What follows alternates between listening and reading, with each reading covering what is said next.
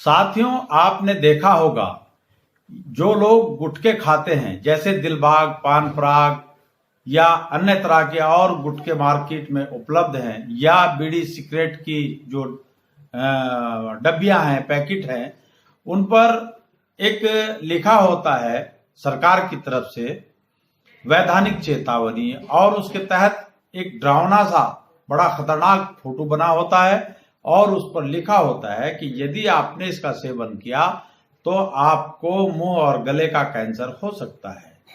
अब आप खुद देखिए कि जब सरकार खुद ये बात लिख रही है कि अगर आपने इस गुटखे को खाया या बीड़ी सिगरेट पी, ये स्वास्थ्य के लिए हानिकारक है, इससे गले और मुंह का कैंसर हो सकता है, लेकिन अधिक राजस्व के चक्कर में सरकार इसको फिर मार्केट में बड़े पैमाने पर खुले रूप से बिकवाती है। इसी तरह जैसे सरकार वैधानिक चेतावनी देने के बाद बीड़ी, सिगरेट, गुटखा, तंबाकू, दिलबाग, पान बहार या जो भी इस तरह के खतरनाक प्रोडक्ट हैं, उनको सरे बाजार खुले रूप से सरकार बिकवाती है और लोगों के जन स्वास्थ्य के साथ खिलवाड़ करती है, जबकि सरकार करोड़ों अरबों रुपया अखबारों और टीवी चैनल्स पर इस बात के लिए विज्ञापन देने में खर्च करती है कि अगर आप ये गुटखे, ये बीड़ी सिगरेट खाएंगे, पिएंगे तो आपको गले और मुंह का कैंसर हो जाएगा। अब समझ में ये बात नहीं लोगों की आती कि एक तरफ सरकार विज्ञापन दे करके मना कर रही है और लोगों के स्वास्थ्य की चिंता कर रही है, और दूसरी तरफ सरकार खुलेआम इन प्रोडक्ट्स को मार्केट में बेचने का काम कर रही है।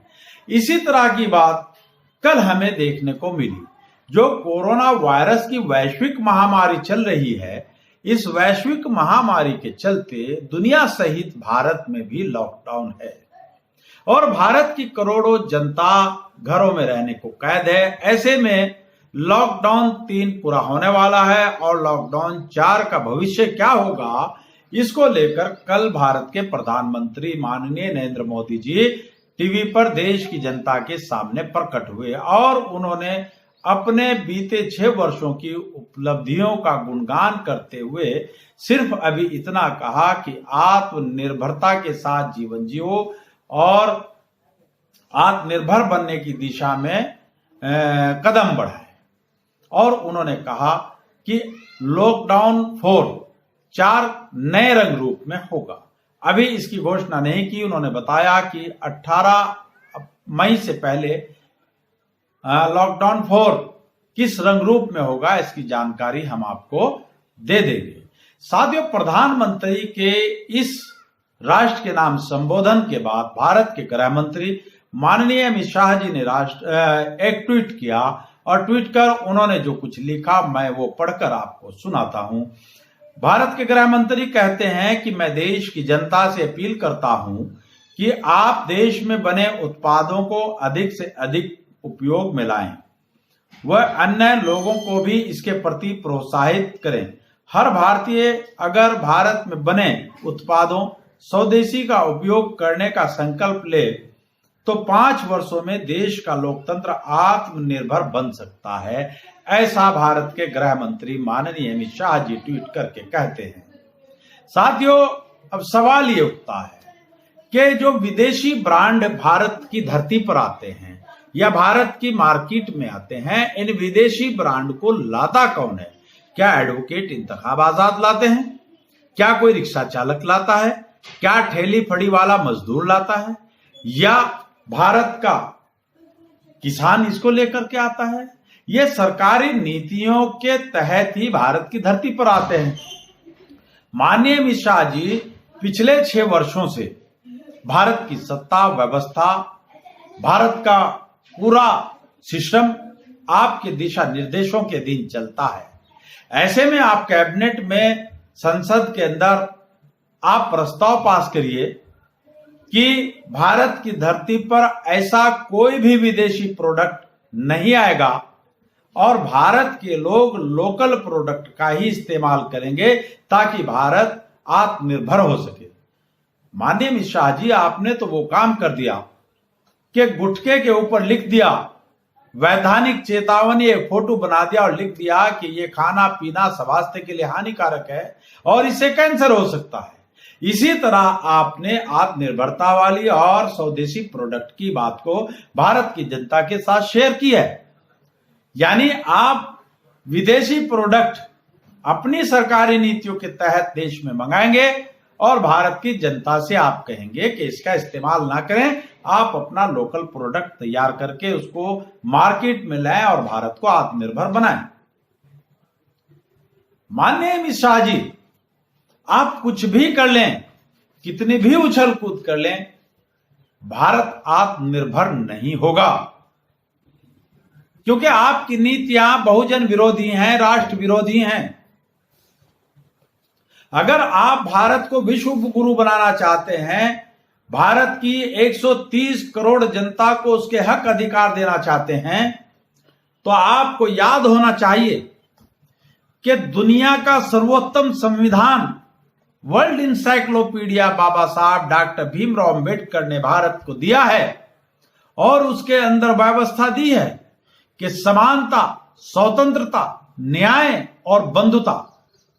जो बाबा साहब ने ये व्यवस्था संविधान के अंदर दी है, आप इसको ईमानदारी से बिना जाति धर्म का ध्यान रखते हुए आप इसको लागू कर दीजिए। मैं एडवोकेट इंतखाब आजाद डंके की चोट पर कहता हूं कि अमित शाह जी, जिस दिन आपने भारत का संविधान ईमानदारी से भारत के लोगों पर, भारत की संसद में लागू कर दिया, तो भारत की धरती से बेरोजगारी, इलिटरेसी, भेदभाव, सांप्रदायिकता का जहर ये चुटकियों में उड़नछू हो जाएगा, क्योंकि संविधान के अंदर तमाम बीमारियों का इलाज है। लेकिन दिक्कत एक है कि आप 15% लोगों को भारत का हुक्मरान बनाने के लिए, भारत की सत्ता और व्यवस्था उसकी मुट्ठी में रखने के लिए आप 85% बहुजनों को गुमराह करके उनका खून चूस रहे हैं। आप ईमानदारी से मैदान में आइए, हम आपके साथ हैं, लेकिन संविधान को लागू करिए जिसकी शपथ लेकर आपने गृह मंत्री बने, सांसद बने, उस कॉन्स्टिट्यूशन पर आप अमल करिए। अन्यथा आपका ये जो आपने ट्वीट किया है कि मैं देश की जनता से अपील करता हूं कि आप देश में बने उत्पादों का अधिक से अधिक उपयोग में लाएं और अन्य लोगों को भी इसके प्रति प्रोत्साहित करें और हर भारतीय भारत में बने उत्पादों का उपयोग करने का संकल्प ले, तो भारत 5 वर्षों में देश का लोकतंत्र मजबूत हो जाएगा। ये आपकी बातें देश में उसी तरह होकर रह जाएंगी जैसे आपने कभी वादा किया था कि अच्छे दिन आएंगे, लेकिन आज तक वो अच्छे दिन नहीं आए। जैसे आपने वादा किया था कि सत्ता में हमें बिठाओ, हम काला धन लाएंगे, वो काला धन नहीं आया, बल्कि 50 भगोड़े 68,000 करोड़ रुपया लेकर के उड़नछू हो गए और आपने उसको बट्टे खाते में डाल दिया, उनका कर्ज माफ कर दिया। आपने रोजगार देने की बात की थी, लेकिन आपने करोड़ों लोगों के रोजगार छीन लिए। सरकारी उपक्रमों का आपने निजीकरण करके निजी हाथों में सौंप दिया और लोगों को बड़े पैमाने पर बेरोजगार कर दिया। आपने वादा किया था कि सबका साथ, सबका विकास और सबका विश्वास। माननीय अमित शाह जी, वो भी आज तक हमें कहीं दिखाई नहीं दिया, क्योंकि नागरिकता संशोधन कानून की आड़ में जिस तरीके से आप बहुजनों को टारगेट करके SC, ST, OBC और इनसे धर्म परिवर्तित लोगों को टारगेट पे लेकर सत्ता का ध्रुवीकरण कर रहे हैं, उससे आपका यह स्लोगन भी उड़नछू हो जाता है कि सबका साथ, सबका विकास और सबका विश्वास। आपने विश्वास खो दिया है। आप संविधान के खिलाफ काम कर रहे हैं। आप धीरे धीरे आरक्षण को खत्म कर रहे हैं।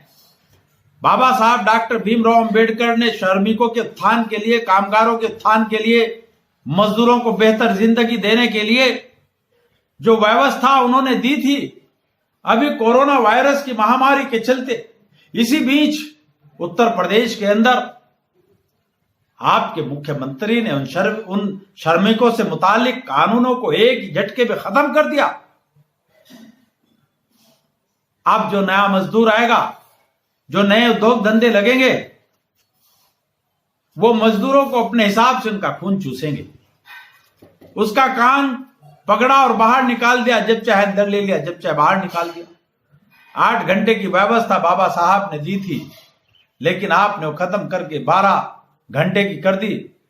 और उसमें भी स्थिति यह होगी कि उद्योगपति की मर्जी होगी, उसकी इच्छा होगी कि वो उसको कितना वेतन दे, कब तक अपनी फैक्ट्री में रखे और कब तक ना रखे।